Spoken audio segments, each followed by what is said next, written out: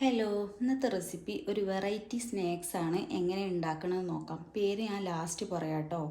നീന്ത്രപ്പഴം ആവിയിൽ വേവിച്ചതിന് ശേഷം തൊലി കളഞ്ഞ് ചൂടോട് കൂടി അതൊന്ന് ഉടച്ചെടുക്കുക. അതൊന്ന് മാറ്റി വെച്ചതിന് ശേഷം ഒരു പാൻ വെച്ചിട്ട് കുറച്ച് നെയ്യ് ഒഴിച്ച് കൊടുക്കുക. കുറച്ച് അണ്ടിപ്പരിപ്പും ഉണക്കമുന്തിരി ഇട്ടിട്ട് ജസ്റ്റ് ഒന്ന് റോസ്റ്റ് ചെയ്തെടുക്കുക.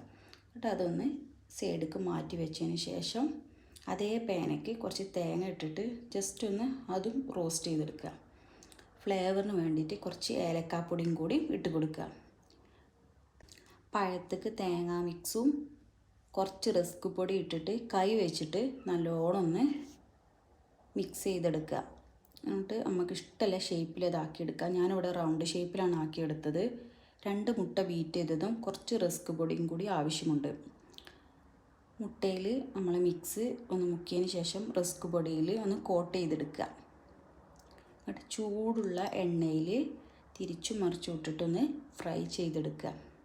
അങ്ങനെ നമ്മളെ വെറൈറ്റി ബനാന കട്ട്ലറ്റ് റെഡിയായി. എല്ലാവരും ഒന്ന് ട്രൈ ചെയ്ത് നോക്കുക.